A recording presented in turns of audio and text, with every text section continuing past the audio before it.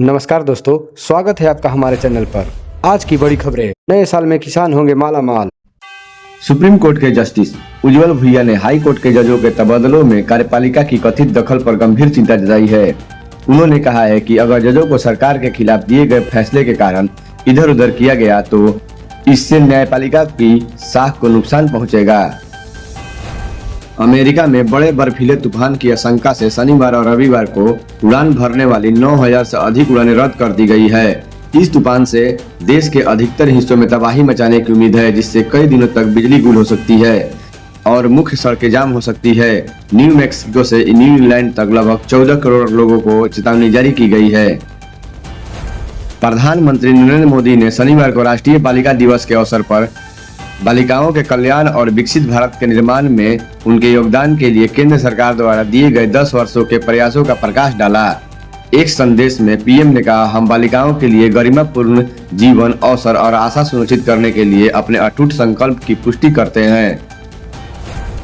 अहमद ने कहा है कि राहुल गांधी वरिष्ठ नेताओं की मौजूदगी में खुद को असहज महसूस करते हैं, खासकर जिनकी जनता पर अच्छी पकड़ है। इसलिए वह सिर्फ उन्हीं लोगों को बढ़ावा दे रहे हैं जिनका कोई आधार नहीं है। उन्होंने कहा है कि वह कांग्रेस के वरिष्ठ सहयोगियों की बात नहीं सुनते और ऐसा सोचते हैं कि पार्टी अपनी राष्ट्रीय मौजूदगी के कारण दूसरे स्थान से नीचे जा रही है। कोलकाता के बालीगंज साइंस कॉलेज में विद्या की देवी सालाना पूजा की जाती है। ऐसे में तीखे राजनीतिक विमर्श में बदल गया है, जिससे छात्रों ने पूजा की सजावट को 2026 की विधानसभा चुनाव से पहले बंगाल के सबसे ज्यादा विवादित मुद्दों में से एक का रूप दे दिया, जिसे कहते हैं SIR। मध्य प्रदेश के धार में भोजशाला में बसंत पंचमी पर शुक्रवार को पूजा और दूसरे समुदाय द्वारा नमाज पढ़ने का आयोजन शांतिपूर्ण ढंग से संपन्न होने पर दूसरे दिन पुलिसकर्मियों ने नृत्य कर खुशी मनाई। बता दें कि भोजशाला में सुप्रीम कोर्ट के निर्देश पर पूरे दिन पूजा और नमाज के समय नमाज का आयोजन हुआ। मध्य प्रदेश के उज्जैन जिले के तराना में शुक्रवार शनिवार की दरमियानी रात उपद्रवियों ने कई स्थानों पर पत्थरबाजी और आगजनी की। पुलिस ने बल प्रयोग कर उपद्रवियों को खदेड़ा। शनिवार की सुबह प्रशासन ने स्थिति पर पूरी तरह काबू पा लिया। दिन भर शांति रही। एहतियातन बाजार बंद रहे, सिर्फ पेट्रोल पंपों को चालू किया गया।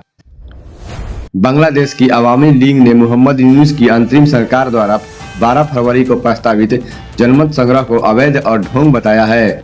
पार्टी का आरोप है कि यह संवैधानिक मापदंडों का उल्लंघन और जनता को गुमराह करने का प्रयास है। अवामी लीग ने जुलाई 2024 के तख्तापलट को विदेशी वित्तपोषी बताया और यूनुस सरकार पर भारत विरोधी भावनाओं भड़काने का आरोप लगाया। नेता मोहिबुल हसन चौधरी नौफौर ने ऐसी सरकार को अस्थिर बताया। अमेरिकी राष्ट्रपति डोनाल्ड ट्रंप ने कनाडा को चीन के साथ व्यापार समझौते पर 100% टैरिफ लगाने की धमकी दी है। ट्रंप ने कहा है कि यदि कनाडा चीन को अमेरिका में सामान बेचने का जरिया बनाता है तो उसे भारी कीमत चुकानी होगी। कनाडा ने चीन के साथ एक ऐतिहासिक डील की, जिसमें कैलोना उत्पादन पर टैरिफ कम करना और चीनी इलेक्ट्रिक वाहनों का आयात शामिल है, जिससे अमेरिका पर निर्भरता कम हो सके। कमजोर पड़ा तस्कर-ए-तैयबा भ्रम और प्रचार के सहारे खुद को सक्रिय दिखाने की कोशिश कर रहा है। खुफिया एजेंसियों के अनुसार यह आतंकी संगठन महिला विंग और बच्चों की भर्ती के दावे करता है, साथ ही समुद्री हमलों की बात भी करता है। अधिकारी इसे मनोवैज्ञानिक खेल बताते हैं, जिसका मकसद भारतीय एजेंसियों को उलझाना है।